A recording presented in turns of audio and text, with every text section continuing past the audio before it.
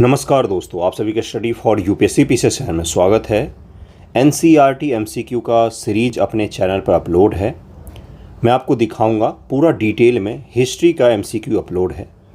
उसका पहला वीडियो मैं दिखा रहा हूं आपको, ये है किस तरह से इसमें एमसीक्यू मैंने करवाए हैं, और उसके बाद के सीक्वेंस से पूरा प्लेलिस्ट का लिंक मैं आपको दे दूँगा। एनसीईआरटी एमसीक्यू, घटना चक्र, टेस्ट सीरीज और आपका यूपीएससी पीवाईक्यू, ये सोर्स आपके एमसीक्यू प्रैक्टिस को लेकर होने चाहिए। 17 नवंबर को आपका पीटी का एग्जामिनेशन है, तो उसी हिसाब से तैयारी को लेकर इसके अलावा कोई सोर्स पर मत जाइएगा। ये ऑथेंटिकेटेड सोर्स होंगे। कौन से बुक से हमने एनसीईआरटी एमसीक्यू कर रहे हैं? तो दृष्टि की बुक आती है एनसीईआरटी एमसीक्यू की, इसी से हम लोग कर रहे हैं। बहुत ही शानदार किताब है, डिटेल एक्सप्लेनेशन है, स्टेटमेंट आधारित सवाल है, इसीलिए आप पूरे सीरीज़ को ही करना है आपको। इसमें एंशिएंट के, मिडिवल के, मॉडर्न के सभी के एमसीक्यू अपलोड होंगे, और इसका पीडीएफ टेलीग्राम चैनल पर अपलोड है, वहाँ पर आपको ढूंढना पड़ेगा, आपको मिल जाएगा। एक एक करके एमसीक्यू प्रैक्टिस करते जाइए। हिस्ट्री के मैंने करवाए हैं, तो बहुत सारे मैंने आपको अलग से भी फैक्ट बताए हैं वीडियो में। अपना 70 बीपीएससी पीटी का टेस्ट सीरीज़ भी है, अगर आपको ज्वाइन करना हो तो बताइएगा, मैं आपको ज्वाइन करवा दूंगा। डिस्क्रिप्शन में लिंक रहता है टेलीग्राम का, इंस्टाग्राम का, वहाँ पर आप मुझे मैसेज कर सकते हैं। चलिए एमसीक्यू शुरू करते हैं। एमसीक्यू देखिए किस प्रकार का है। ये रहा एनसीईआरटी एमसीक्यू का प्लेलिस्ट, जिसमें हिस्ट्री एनसीईआरटी एमसीक्यू सीक्वेंस में सारे वीडियो आपको मिल जाएंगे, जिसमें मॉडर्न हिस्ट्री के, एंशिएंट हिस्ट्री के, मिडिवल हिस्ट्री के डिटेल वीडियो हैं। अगर आप खुद से नहीं लगा रहे हैं तो इसको भी अगर आप करके चले जाएंगे, एग्जामिनेशन में बहुत मदद मिलेगा। 69 बीपीएससी में इसमें से कई सारे सवाल पूछे गए थे, और उससे पहले मैंने डिटेल में इसको समझाया हुआ है। पहला वीडियो ये है, इसके बाद आप सीक्वेंस में देख सकते हैं। सभी वीडियो पर सीक्वेंस भी लिखा हुआ मिल जाएगा आपको। ओके, तो देखिए अब एमसीक्यू शुरू कर लेते हैं। कौन से एमसीक्यू हैं आज के लिए? पहला सवाल क्या है कि गेहूं और जौ की फसलों के संदर्भ में निम्नलिखित कथनों पर विचार कीजिए। हिस्ट्री का सवाल है। मनुष्यों द्वारा सर्वप्रथम इन्हीं फसलों को उपजाने की शुरुआत की गई थी। बिल्कुल सही है। सबसे पहले जौ की फसल को उपजाया था। गेहूं और जौ में भी सबसे पहला कौन सा? तो जौ को। इन फसलों को उपजाने का क्षेत्र हिमालय व विंध्य की पहाड़ियाँ थी। आपको क्या लगता है, दूसरा स्टेटमेंट भी सही है? नहीं। आप क्या पढ़ते हैं इतिहास में कि मेहरगढ़ के नाम पढ़ते हैं, और क्या पढ़ते हैं? लहुरा देव दो जगह है जहाँ पर सर्वप्रथम कृषि की शुरुआत की गई थी। तो यानी कि दूसरा स्टेटमेंट तो गलत हो जाएगा। तो दूसरा स्टेटमेंट गलत हो जाएगा तो क्या हो जाएगा आंसर? इसका आंसर ए हो जाएगा। पहला तो सही ही है। देखिए यहाँ पर क्या लिखा हुआ है कि मेहरगढ़ बलूचिस्तान से प्राप्त होते हैं। गेहूं और जौ को उपजाने के प्राचीनतम साक्ष्य। नवीनतम तथ्यों के अनुसार चावल उपजाने के प्राचीनतम साक्ष्य संत कबीर नगर के लहुरा देव में पाए गए हैं, जो उत्तर प्रदेश में है। ये साक्ष्य लगभग 9000 से 8000 वर्ष पुराने हैं। गारो तथा मध्य भारत के विंध्य पहाड़ी क्षेत्र अन्य कुछ ऐसे क्षेत्र हैं जहां कृषि का विकास हुआ। अगला सवाल क्या है? भारतीय उपमहाद्वीप के संदर्भ में निम्नलिखित कथनों पर विचार कीजिए। आरंभिक नगरों का विकास सिंधु व इसकी सहायक नदियों के किनारे हुआ था। क्या भारतीय उपमहाद्वीप में आरंभिक नगर सिंधु और उसके सहायक नदियों के किनारे में थे? हाँ या ना? अगला क्या है? गंगा व इसकी सहायक नदियों के किनारे नगरों का विकास लगभग 5000 वर्ष पूर्व हुआ था। आज से 5000 वर्ष पूर्व जोड़िए। क्या गंगा नदी के किनारे शहर थे उस समय? तो इसका आंसर क्या हो जाएगा? एलिमिनेट भी कीजिएगा, जो सही लगे या जो गलत लगे उसको हटा देना है। तो इसका आंसर क्या हो जाएगा? दूसरा तो बिल्कुल गलत है। गंगा नदी के किनारे मौर्यों के समय में शहर का विकास शुरू होता है, पाटलिपुत्र जैसे नगर बसते हैं, और ये 5000 वर्ष पूर्व तो नहीं हुआ था। कब हुआ था? 230 ईसा पूर्व। तो अभी से लगभग 2500 वर्ष के लगभग पूर्व आप मान सकते हैं, है ना। अगला क्या है कि पहला तो सही ही है, यानी कि हड़प्पा के समय में सबसे पहले नगरों का विकास कहाँ पर हुआ था? प्रथम नगरीकरण कहा जाता है इसको। कहाँ पर हुआ था वो? तो सिंधु के सहायक नदियों पर। और द्वितीय नगरीकरण किसको कहा जाता है? तो जो 6ठी शताब्दी ईसा पूर्व में हुआ था बिहार और वर्तमान के अवध के इलाकों में, उसी को द्वितीय नगरीकरण का दौर कहा जाता है। अगले सवाल पर चलते हैं हम लोग। अगला सवाल क्या है? गंगा नदी के दक्षिण में इसकी सहायक नदी सोन के आसपास का क्षेत्र प्राचीन काल में किस नाम से जाना जाता था? गंगा नदी के दक्षिण में इसकी सहायक नदी सोन के आसपास का क्षेत्र जाना जाता था, मगध के नाम से जाना जाता था। अभी बिहार का दक्षिणी भाग जो है, इसी की बात कर रहे हैं हम लोग। और बिहार में भी किस इलाके की बात कर रहे हैं? इस इलाके की बात कर रहे थे। यही तो मगध का इलाका था पूरा का पूरा। मगध के इलाकों के नाम से जाना जाता था। ओके, अगले पर चलते हैं। और मगध क्या है? प्राचीन भारत का सबसे बड़े राज्य और सबसे समृद्ध और मजबूत राज्यों में से एक था। मगध का उत्कर्ष 6वीं शताब्दी ईसा पूर्व में हुआ था। मगध साम्राज्य का वास्तविक संस्थापक बिंबिसार को माना जाता है। ये किस वंश से संबंधित हैं ये आपको कॉमेंट करके बता देना चाहिए मुझे। भारत देश के नाम के संदर्भ में निम्नलिखित में से कौन से कथन सही हैं? ये सभी MCQ NCERT से लिए गए, इसलिए सारे के सारे इंपॉर्टेंट है। जनरल हिस्ट्री के भी, GK के भी संबंधित सवाल इसमें मिल सकते हैं आपको। लगभग 2500 वर्ष पूर्व उत्तर पश्चिम की ओर से आने वाले ईरानियों और यूनानियों ने सिंधु को हिंदोस अथवा इंदोस तथा इस नदी के पूर्व में स्थित भूमि को इंडिया कहा था। क्या ये सही है? अगला स्टेटमेंट क्या है? भरत नाम का प्रयोग उत्तर पश्चिम में रहने वाले लोगों के एक समूह के लिए किया जाता था। इस समूह का उल्लेख संस्कृत भाषा की आरंभिक कृति ऋग्वेद में भी मिलता है। भरत कबीला की ये बात कर रहा है। तो चौथे का आंसर क्या हो जाएगा? बिल्कुल सही है, दोनों ही स्टेटमेंट सही है। सी आंसर हो जाएगा। आपने भरत कबीले का नाम पढ़ा होगा। इतिहास में माना जाता है कि उसी भरत कबीले के नाम पर इस देश का नाम भारत पड़ा था। और यूनानी और ईरानी लोग जो आए, उन्होंने सिंधु नदी के पूर्वी भाग के लोगों को, अगर ये सिंधु नदी है, इधर से यूनानी और ईरानी आए, तो उन्होंने सिंधु नदी के पूर्वी भाग को क्या कहा? इंडिया कहा। ये चीज़ ध्यान में रहेगा। अगले सवाल पर चलते हैं अब हम लोग। अगला क्या है? पांडुलिपि के बारे में आपको बताना है। पांडुलिपि के संदर्भ में निम्नलिखित में से कौन सा कथन सही नहीं है? यहाँ पर देखिए क्या लिखा हुआ है। पहला क्या है? अतीत में हाथ से लिखी गई पुस्तकें पांडुलिपि कहलाती थीं।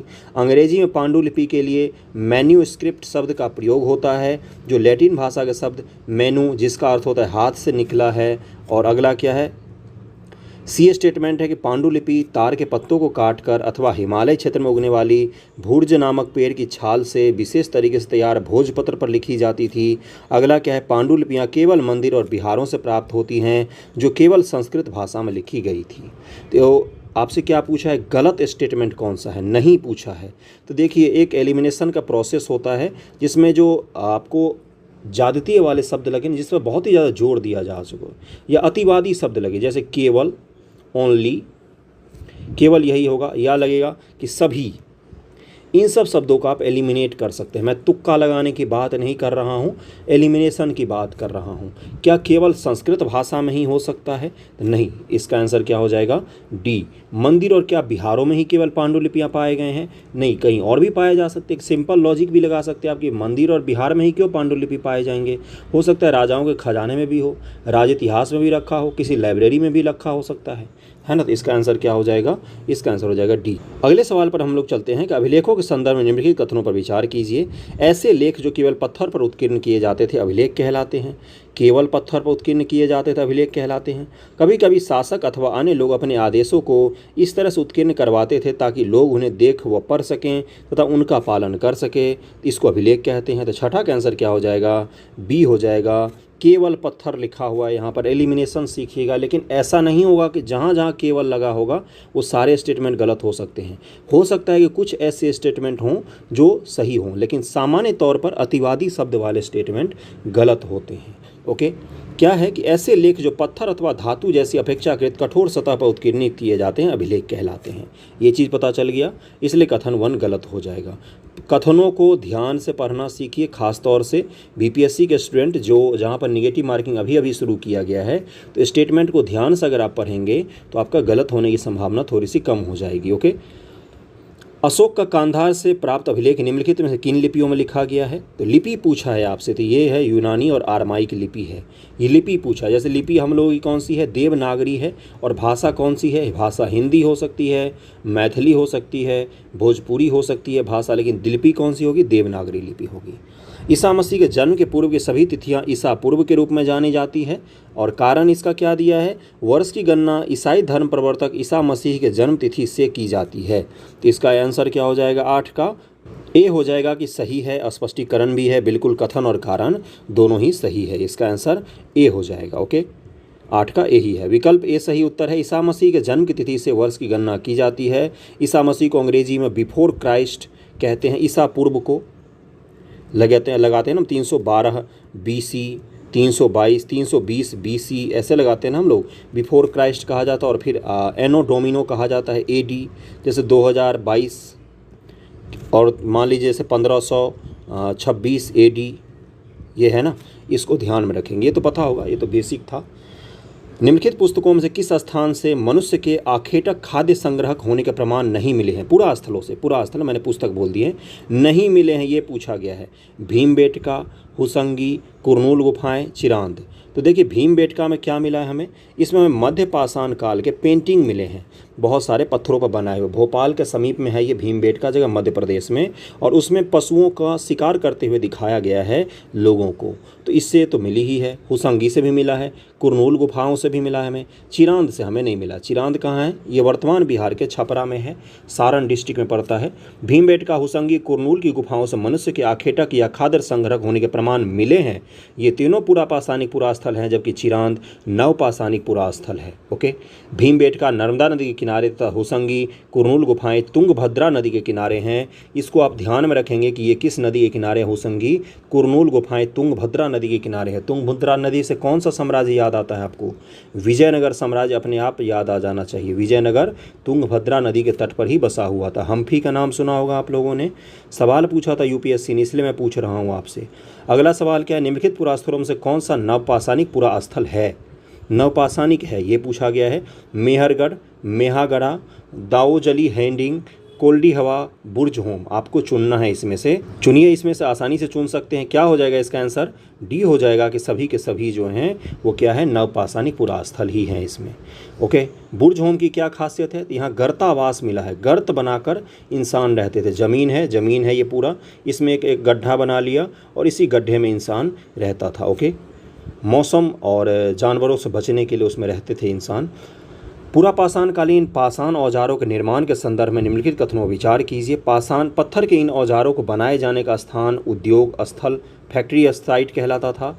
पत्थर को इन औजारों के निर्माण में प्रयोग की जाने वाली तकनीक को दबाव सल्क तकनीक, प्रेशर फॉकिंग तकनीक कहा। स्टेटमेंट दिया है 1 और 2, एक केवल 1 2। अब चुनिए इसमें से, तो इसका आंसर क्या हो जाएगा? दोनों ही के दोनों ही सही है। इसका आंसर सी हो जाएगा कि दोनों तकनीक सही दिया हुआ है।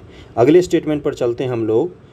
निम्नलिखित में से राख के साक्ष्य किस पुरापाषाणिक स्थल से मिले हैं? राख के साक्ष्य पूछ रहा है आपसे, राख, जहाँ से राख मिला हो। तो ये कुरनूल की गुफा है, कुरनूल के गुफा से राख के अवशेष मिले। इससे स्पष्ट होता है कि पुरापाषाणिक आरंभिक लोग आग से परिचित थे।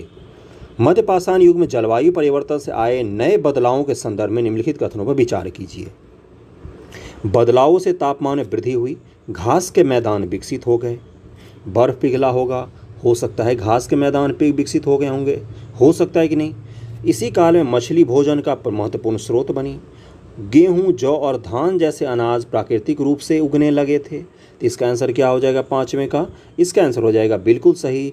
तीनों के तीनों ही स्टेटमेंट सही हैं। उपयुक्त तीनों कथन सही हैं। लगभग 12,000 वर्ष पूर्व आए पर्यावरणीय बदलाव के काल को मध्यपाषाण युग अथवा मेसोलिथ कहते हैं। इस युग में जलवायु में आए बदलाव से जो तापमान वृद्धि हुई, उससे घास वाले मैदान बनने लग गए।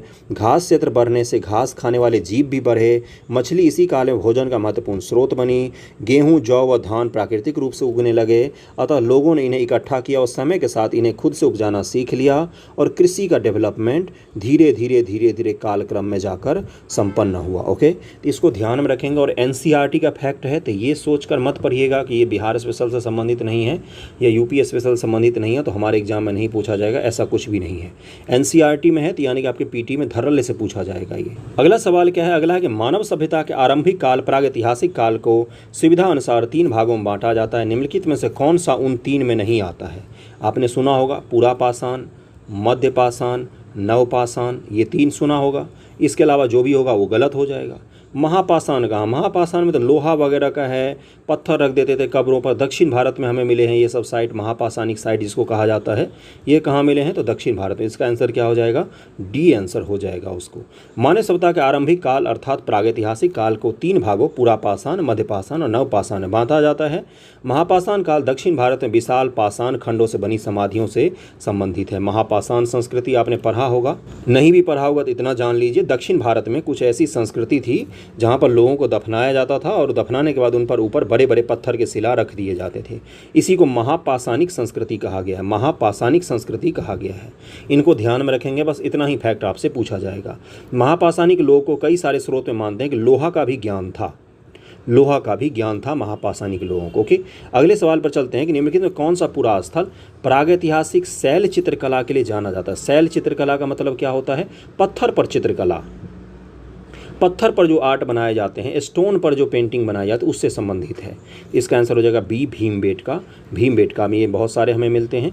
भीमबेटका को प्रागैतिहासिक कालीन चित्रकला से संबंधित किया जाता है, जबकि अजंता तथा बाघ की शैलकृत गुफा चित्रकला मौर्य काल के बाद की है। अजंता और बाघ की कब की है? मौर्य काल के बाद की है, जबकि भीमबेटका पाषाण युग की है। अमरावती अपने स्तूपों के लिए प्रसिद्ध है, जिसे शुंगकालीन या सातवाहन कालीन माना जाता है। अगले सवाल पर चलते हैं। पुरापाषाण युग, मध्यपाषाण युग, महापाषाण काल, उत्तर पाषाण काल। इसको मैच करना है, कौन किससे मैच हो रहा है इसको मैच कीजिए।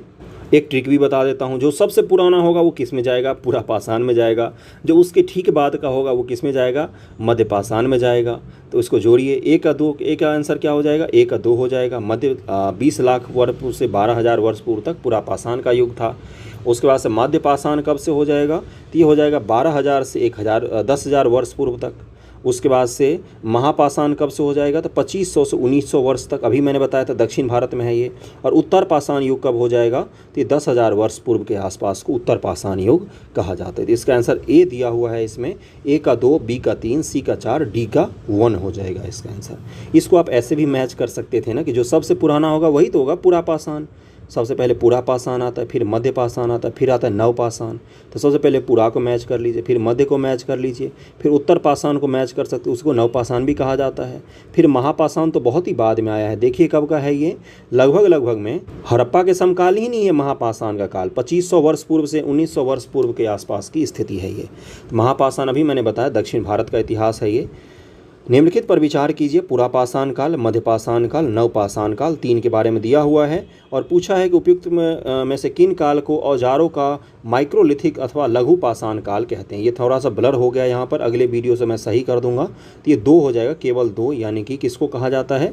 तो ये कहा जाता है मध्यपाषाण काल को माइक्रोलिथ यानी कि लघु पाषाण काल भी कहा जाता है। हुसंगी के संदर्भ में निम्नलिखित कथनों पर विचार कीजिए। हुसंगी से पुरापाषाण युग के कई साक्ष्य मिले हैं। यहाँ से प्राप्त अधिकांश औजार बलुआ पत्थरों से बनाए जाते थे। तो इसका आंसर हो जाएगा ए। हुसंगी में बलुआ पत्थर कहाँ से आ जाएगा महाराज? हुसंगी कर्नाटक में स्थित पुरापाषाण कालीन स्थल है। यहाँ से प्राप्त कुछ पुरास्थलों से अलग अलग कार्यों में प्रयोग किए जाने वाले कई औजार मिले हैं। हुसंगी में अधिकांश औजार चूना पत्थर से बनाए जाते थे, न कि बलुआ पत्थर से। चूना पत्थर होगा, लाइम स्टोन हो जाएगा, सैंड स्टोन नहीं होगा। बलुआ पत्थर से नहीं बनाए जाते, किससे बनाए जाते थे? चूना पत्थर से। ये छोटे छोटे फैक्ट हैं लेकिन बहुत काम आते हैं एग्जामिनेशन में एलिमिनेट करने में। ओके, भारत में शुतुरमुर्ग के साक्ष्यों के संदर्भ में निम्नलिखित कथनों पर विचार कीजिए। भारत में शुतुरमुर्ग के होने का प्राचीनतम प्रमाण नवपाषाण युग से प्राप्त हुआ है। आंध्र प्रदेश के पटने नामक पुरा स्थान से शुतुरमुर्ग के अंडों के अवशेष मिले हैं। प्रागैतिहासिक काल में शुतुरमुर्ग के अंडों के छिलकों पर चित्रांकन व इनके मनके बनाए जाने के भी प्रमाण हमें मिले हैं। तो इसका स्टेटमेंट का आंसर क्या हो जाएगा? 11 का आंसर हो जाएगा कि केवल 3 सही है इसमें, यानी कि पहला और दूसरा स्टेटमेंट इसमें गलत दिया हुआ है। भारत में शुतुरमुर्ग के होने का प्राचीनतम प्रमाण नवपाषाण नहीं है गुरु, पुरापाषाण है। पुरापाषाण सबसे पुराने वाले स्थिति में मिला था। नवपाषाण में कहाँ से मिल जाएगा? आंध्र प्रदेश के पटने नामक पुरा स्थान आंध्र प्रदेश से नहीं मिला है, ये राजस्थान से हमें मिला है। राजस्थान में हमें शुतुरमुर्ग के अंडों के छाल वगैरह मिले हैं। तो इसका आंसर क्या हो जाएगा? केवल और केवल 3 हो जाएगा। ये अवशेष पटने नामक पुरास्थल जो महाराष्ट्र में स्थित है, महाराष्ट्र में स्थित है, से मिले हैं। पटने कहाँ पर है?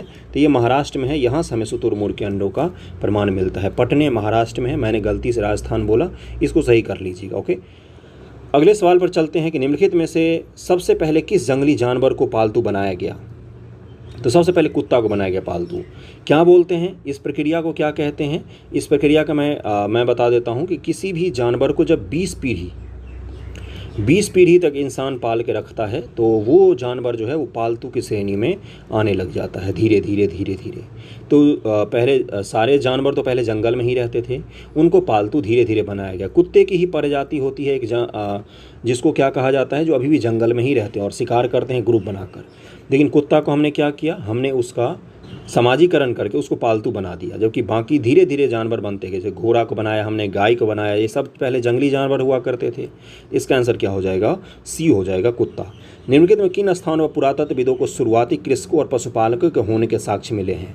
शुरुआती कृषक व पशुपालक होने के साक्ष्य हमें कहाँ कहाँ से मिले हैं, ये पूछा गया है आपसे। तो इसका आंसर क्या हो जाएगा? इसका आंसर हो जाएगा कि पय्यमपल्ली, हल्लूर, गुफकराल, महागढ़, बुर्जहोम ये सभी नवपाषाण के स्थल हैं। और नवपाषाण के स्थल जब भी होंगे तो वहाँ पर कृषक और पशुपालक लोग तो होंगे ही होंगे। इसका आंसर तो इसका आंसर हो जाएगा डी, सभी के सभी इसमें सही हो जाएंगे। ओके, नवपाषाण काल तक कृषि पूरी अपने विकसित स्वरूप में आ चुकी थी लगभग में, तो इसलिए आप जब भी नवपाषाण कालीन स्थल आए तो उनको कृषि और पशुपालन से आप आसानी से जोड़ सकते हैं। अगले सवाल पर चलते हैं। पूरा स्थल है और अवस्थिति पूछा है।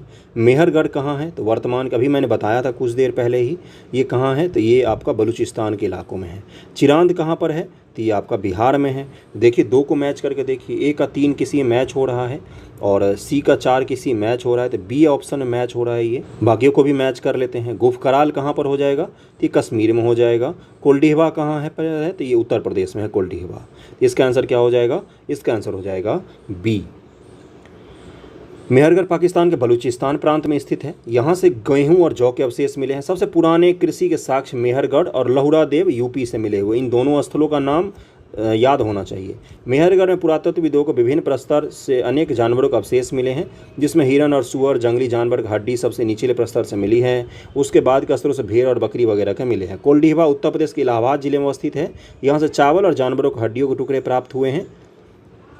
चिरांद आधुनिक बिहार राज्य में अवस्थित है। यहाँ से गेहूँ, हरे चने, जौ, भैंस, बैल के अवशेष भी यहाँ से मिले हैं।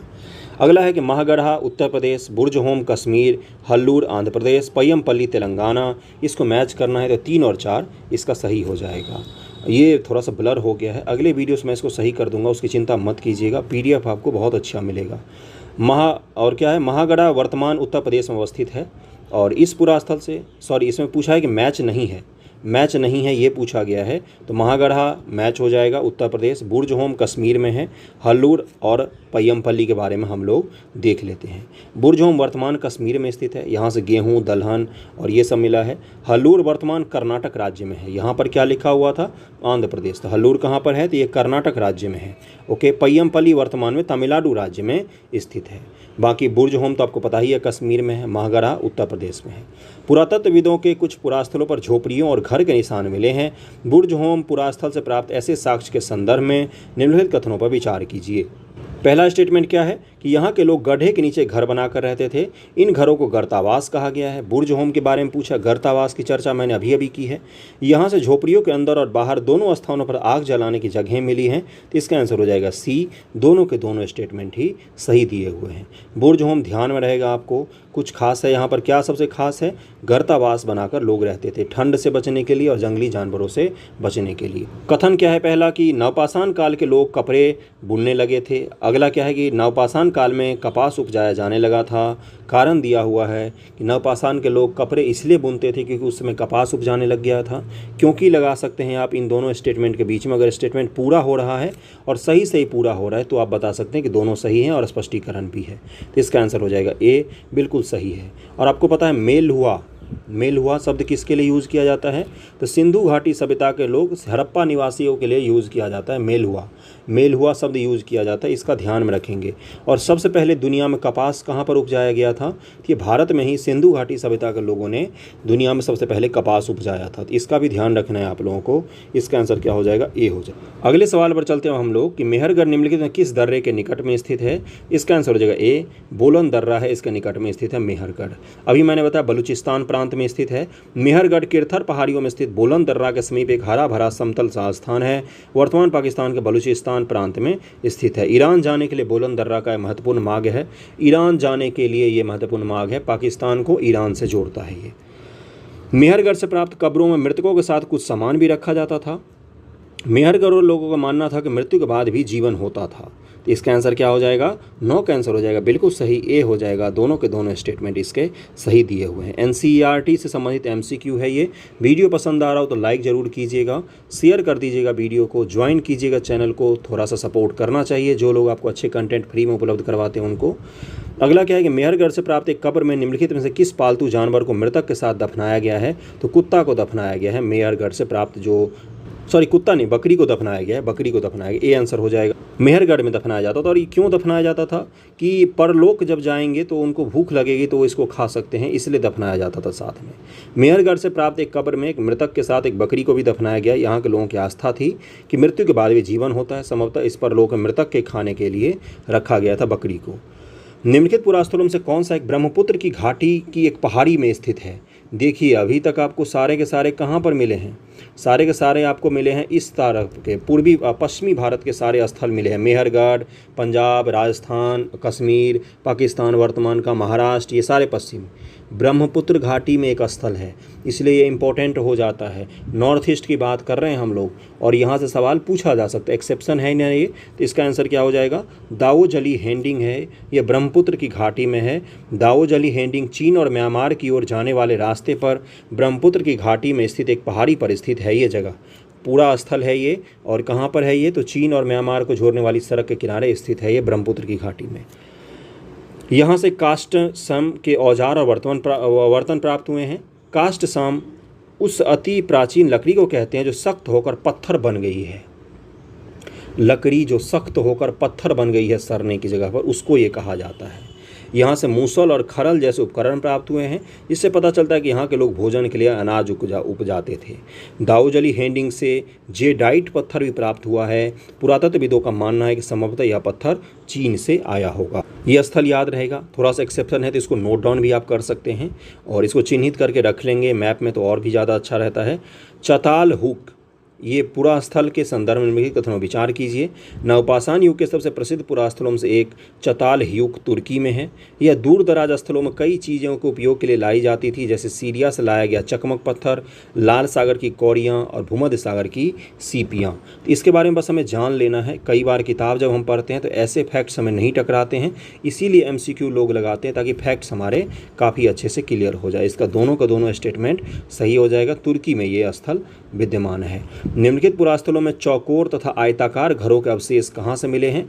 चौकोर और आयताकार ये घर के साक्ष्य कहाँ से मिले हैं? तो इसका आंसर हो जाएगा मेहरगढ़ से मिला है। अब तो याद हो जाना चाहिए मेहरगढ़ के बारे में आपको। आरंभिक नगर पर आ गए। आरंभिक नगर का मतलब अब क्या हो जाएगा? हड़प्पा स्थलों की बात करेंगे अब हम लोग। हड़प्पा सिंधु घाटी सभ्यता, अब उसको वर्तमान में क्या कहा जाता है? सिंधु सरस्वती सभ्यता के नाम से भी जाना जाता है। इससे जुड़े हुए सवाल कैसे पूछा जाता है? सबसे पहले आपको नगरों के नाम पूछा जाएगा, उनकी अवस्थिति पूछी जाएगी, किस नदी के किनारे में है ये पूछा जाएगा, किस नगर से क्या सामान मिला है ये पूछा जाएगा आपसे। वहाँ के लोगों का व्यवहार और व्यापार और सामाजिक स्थिति से जुड़े हुए सवाल आपसे पूछे जाते हैं। इसी डायमेंशन से सवाल पूछा जाता है, इसके अलावा कोई भी डायमेंशन ही नहीं है हड़प्पा से। और हर साल 1 से 2 सवाल तो गारंटेड पूछा जाता है, भले ही कोई भी एग्जामिनेशन हो पूरे भारत का, इसलिए इसको ध्यानपूर्वक पढ़ेंगे। भारतीय उपमहाद्वीप में कई आरंभिक नगर खोजे गए। सबसे पहले खोजा गया नगर निम्नलिखित में से कौन सा था? सबसे पहले हड़प्पा की खोज की गई थी, इसका आंसर ए हो जाएगा। हड़प्पा की खोज की गई थी और वर्तमान इसका निर्माण लगभग 4700 वर्ष पूर्व हुआ था। कालक्रम की दृष्टि से यह सभ्यता मिस्र और मेसोपोटामिया के प्राचीन सभ्यताओं के समकालीन है ये। ओके, अगला सवाल क्या है कि हड़प्पा पुरास्थल निम्नलिखित में किस स्थान पर स्थित है? तो ये वर्तमान पाकिस्तान में स्थित है। पाकिस्तान के पंजाब प्रांत में स्थित है ये। 150 वर्ष पूर्व रेलवे लाइन बिछाए जा रहे थे ब्रिटिशर्स के द्वारा वहाँ पर, तो वहाँ पर देखा उन्होंने कि यहाँ पर ईंट बहुत सारी है। जब उन्होंने उसके खोजबीन की तो वहाँ पर पूरा का पूरा नगर बसा हुआ मिला ज़मीन के अंदर उन लोगों को। हड़प्पा सभ्यता के नगरों की विशेषता के संदर्भ में निम्नलिखित में से कौन सा एक कथन सही नहीं है ये पूछा गया है आपसे। इन नगरों में से कोई नगर को 2 या 2 से अधिक हिस्सों में विभाजित किया गया है। कई नगरों को सामान्यतः पश्चिमी भाग छोटा लेकिन ऊंचाई पर, वो पूर्वी भाग हिस्सा बड़ा लेकिन निचले इलाके में बना होता था। पुरातत्वविदों ने ऊंचाई वाले भाग को नगर दुर्ग और निचले हिस्से को निचला नगर कहा है। इसके दोनों हिस्सों की चारदीवारी कच्ची ईंटों की बनाई गई थी। कौन सा सही नहीं होगा? इसका आंसर हो जाएगा डी, कच्ची नहीं पक्की ईंटों का उपयोग करते थे वो लोग। कच्ची ईंटों का उपयोग क्यों करेंगे, वो तो पक्की ईंटें भी बनाना जानते थे। देखिए यहाँ पर क्या लिखा हुआ है कि पक्की ईंटों से निर्माण करते थे। बाकी 3 स्टेटमेंट क्या है ये आपका कॉन्सेप्ट बिल्डअप करेगा, इनको भी ध्यान में रखेंगे तभी आप गलत को छांट सकते हैं। मोहनजोदड़ो में खास तालाब बनाया गया था जिसे पुरातत्वविदों के द्वारा महान स्नानागार कहा गया है। इस स्नानागार की विशेषता क्या है? इस तालाब को बनाने में ईंट व प्लास्टर का इस्तेमाल किया गया है। इससे पानी का रिसाव रोकने के लिए प्लास्टर के ऊपर चारकोल की परत चढ़ाई गई है। सही नहीं पूछा है, सही नहीं पूछा है, सही नहीं पूछा गया है। इनमें दोनों तरफ से उतरने के लिए सीढ़ियाँ बनाई बनाई गई थी और चारों ओर कमरे बनाए गए थे। इसमें पानी भरने के लिए सिंधु नदी से छोटी नहरें निकाली गई थी। इसका आंसर क्या हो जाएगा चौथे का? इसका आंसर हो जाएगा डी, गलत दिया हुआ है। सिंधु नदी से कोई नहर नहीं था इसमें, क्योंकि इसमें जो पानी भरा जाता था वो कहाँ से लाया जाता था? तो उसको कुआं से लाया जाता था, कुएं से निकाला जाता था। इसका आंसर हो जाएगा डी। ध्यानपूर्वक पढ़ेंगे तो आंसर गलत नहीं होंगे। हड़प्पा सभ्यता से प्राप्त नगरों के संदर्भ में निम्नलिखित कथनों पर विचार कीजिए। कालीबंगा और लोथल से अग्नि कुंड मिले हैं, अग्नि का कुंड मिला है। हड़प्पा, मोहनजोदड़ो और लोथल से बड़े बड़े भंडारा गृह मिले हैं। इसका आंसर क्या हो जाएगा? 5 का आंसर हो जाएगा सी, बिल्कुल सही। दोनों के दोनों स्टेटमेंट ही सही दिए हुए हैं यहाँ पर। अगले सवाल पर चलते हैं हम लोग। निम्नलिखित किन स्थानों पर हड़प्पा के नगर प्राप्त हुए हैं? सिंध पाकिस्तान, राजस्थान, गुजरात, हरियाणा, पंजाब। तो इसका आंसर हो जाएगा सारे के सारे हैं, सब जगह से हड़प्पा का स्थल प्राप्त हुए हैं।